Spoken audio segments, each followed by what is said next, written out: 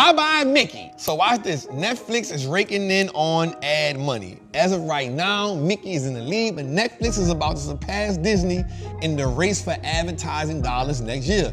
Netflix ad money will jump by 50% to $1 billion. In 2024, while Disney is expected to post a 16% rise in revenue, bringing it to $912 million a year. Trap, why did you bring this up? Netflix kind of changed the landscape when it comes to the streaming wars. Why? Because they were the first company to do what?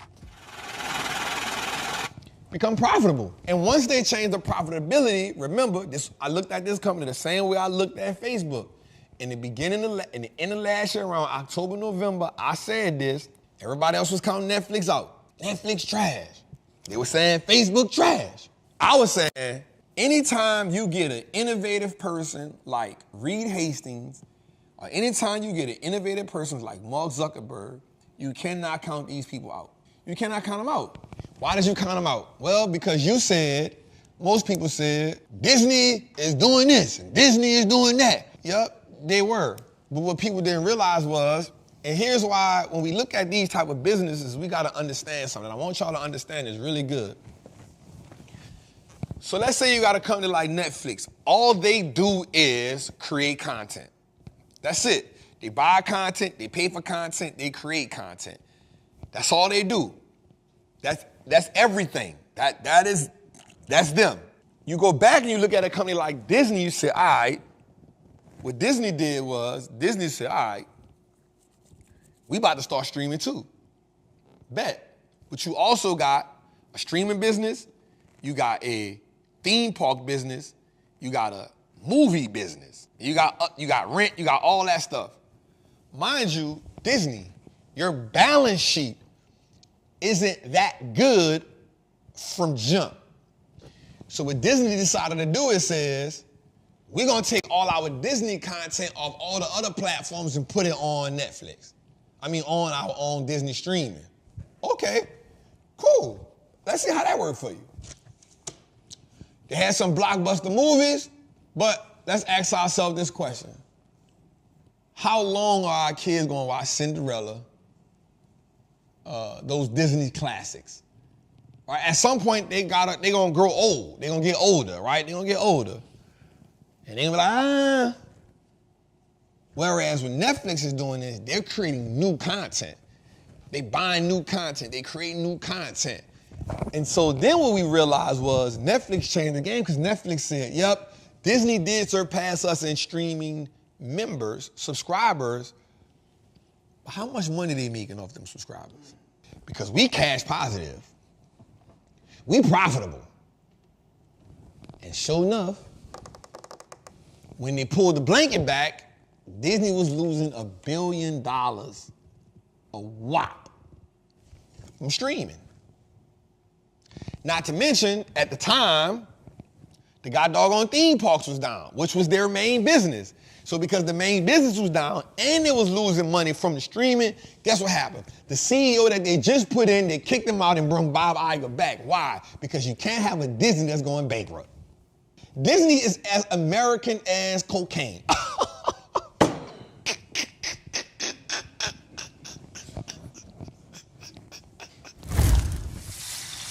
I don't care. Jose, can I get by with that, Jose? It's on there. Oh, Jose gonna make that a clip. Disney is as American as cocaine, man. It is what it is. It is what it is. We know it. We know. You can act like you don't know what the underlying commodity in America is. You can act like you don't understand what the underlying commodity in America is. Watch this. I'm gonna keep it real. What you think built Miami? This one might be a little tough. I'm gonna say it, but we need protection after we say it. At some point, the mob said the alcohol ain't doing it. And the liquor ain't doing it. I'm gonna leave that where it's at. I ain't saying nothing else. The old heads was like, hey, we do numbers, we do alcohol, we do liquor. The young boy said, hey, Jimmy Hoffa understood something. What the #1 ranked movie in the late 80s was? Why you think we love Scarface so much? It was American Tail.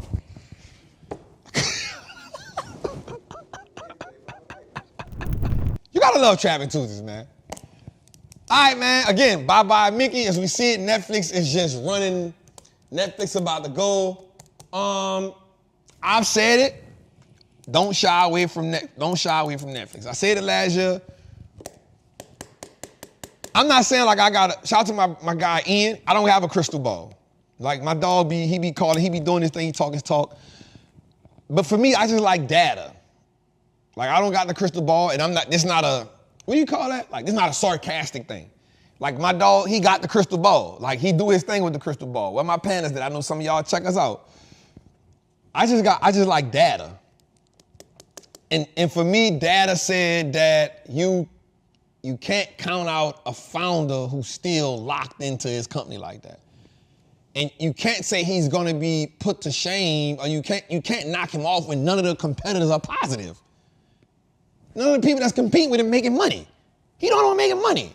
What's good, trappers, man? It's your boy, the Wall Street Trapper. Right now, I want to invite you to an amazing experience full of value. That is my community, Trappers Anonymous. It's 100% the greatest fundamental investing community on the market. Listen, your portfolio should be a masterpiece. And the only way we get you there is if we help you to learn how to invest with confidence. Now listen, I get it. Like you don't know a lot about stocks, or maybe you've heard people say how much money they lost in stocks, but I can guarantee you, one, because they weren't in the community, and two, they lack the information. Our goal in Trappers Anonymous is to help you, really to hold your hand on the journey to becoming a confident investor, learning how to navigate through the different events that the stock market goes through, to take you from panic to encouragement. There's no better time than now. This is an opportunity only for those who are willing to be on the journey. So listen, man, click the link below. Come join me in Trappers Anonymous, man. I will see you in one of our many classes, whether it's Moat Monday, whether it's the 2-hour class we do on Sunday, or whether it's just a book club. Everything is geared toward making you a better investor so you can triple your net worth and turn your last name to an asset. It's your boy, Wall Street Trapper. See you in the trap. TikTok becomes the first non-gaming app to reach $10 billion in consumer pricing. Look at this, y'all. I want y'all to see this. This is crazy. The data says the US consumer and the iOS users are in China account for majority of the money in-app spending on TikTok. Now, here's some of the things that beat TikTok out. Clash of Clans, Candy Crush. They generated $12 billion, right? TikTok generated $10 billion. And then you got Monster Strike and Island of Kings. Now watch this. The only two other apps, now these are games right here, right? These are gaming apps that's competing, that's outdoing them. They bring in 10 billion. The only thing close to them next is Tinder and YouTube. First of all, let's just stop and, I just need to understand, who the hell is spending money on Tinder? I didn't even know people were spending money on Tinder like that. What are you buying on Tinder? That's what I need to know. What, Jose, what they buying on Tinder? I know you swiping left and you swiping right? So let me ask you a question. So are you boosting your profile pic in Tinder? Jose, are you boosting your profile pic in Tinder, dog? There you go with the bullshit. Jose, hey y'all, make this one. Don't put that, Jose. Put this. Does Jose got a Tinder? Do you believe that Jose got a Tinder? Jose, I'm gonna tell you right now. Don't you have that Wall Street looks like us now in your profile app on that fucking Jose, don't you put that Wall Street looks like us now. One thing I can say is my dog gonna rep the brand. Don't you do that. Don't you have us out there like that, Jose. Listen, the way me and Jose vibe, and I'm not gonna lie, my dog be letting me just get my jokes off, and he be, It reminds me, not in a bad way, but like the Fred Sanford and Lamont dialogue. Like Fred just be dogging Lamont, and Lamont just be like, you gonna need me though. Fred be giving Lamont the blues, and Lamont just be like, you gonna need me though. Bet. Lamont hit it with a 1-2 every now and then, and it shut Fred down. Every now and then, Jose hit me with a punchline, but he be like, you gonna need me though, dog. Shout out to my dog, Jose, man. But if we get deep into that, here's what I did learn too, though, Jose. By 2025, TikTok is estimated to reach $15 billion in spending. Now, the spending on TikTok comes from people buying. And when I made it, I heard somebody, when I made the post on Instagram, somebody say, bro, TikTok look like QVC now. Now, it's crazy because this blew me away because I thought it would have been Facebook because they got 3.2 billion users. But we don't spend money the way that they spend money on that. So that's the thing. On Facebook and Instagram, you're buying products from maybe other people, but TikTok they paid, I forgot who they partner with to get that interface. So you go direct to, I didn't know that until that, it made me go look. I'm like, damn, how is it so easy to use? So that was really good, man. Let's go a little further, man. Shout out to Jose, y'all. The road to the S&P 500 going to 5,000. Sold. Yesterday's close was 46.22. So here's the outlook on that, right? December 23, they guessing we're going to be at 45.93. That's what they thought. That's what they thinking. The thing about that is that forecast now puts us at, that forecast now says, okay, if we go from that, then we'll go to 46.96 by 2024, and they're saying we will close at 50.83. I think they're wrong. If they think we're gonna reach 5,000 by 2025, then that's telling me that they think that next year we will have a sideways market. Now, a sideways market isn't bad. We think about the reason why they think we're gonna go sideways, right? They're saying they're gonna have rate cuts next year. And we cannot deny the fact that consumer data is bad. So one of the things we had today was when we look at the things that are necessary for us as Americans to survive. Now, we talking about gas, we talking about food, we talking about restaurants, we talking about so much. All right, so let's talk about this consumer index, right? Rent, inflation, let's talk about inflation for CPI. Rent was plus 6.9%. Restaurant was plus 5.3%. Personal care, 5.2%. Alcohol, 2.9%. Recreation, 2.9%. Groceries, 1.7%. New vehicles, 1.7%. Clothes, 1.1%. Used cars was down 3.89%. Gas was down minus 8.9%, and airlines was down 12.1%. So everything was higher except for used cars, gas, and travel. So they asked him today, on the road to recession, what will stocks look like?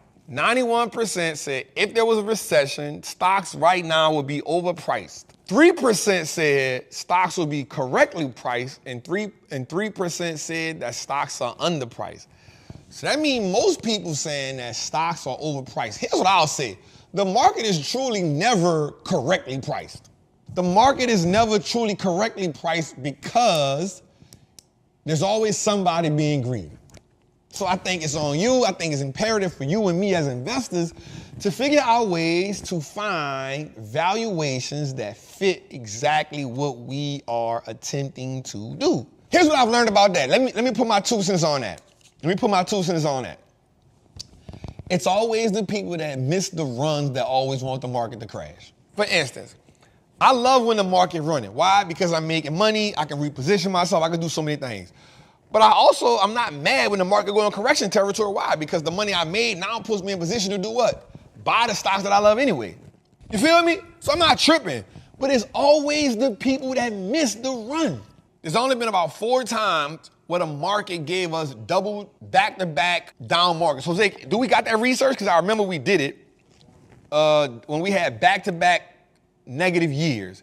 I think it was 2000, I think it was 08, 09, I think it was 2001, 2002, and I think it was 87, 97, and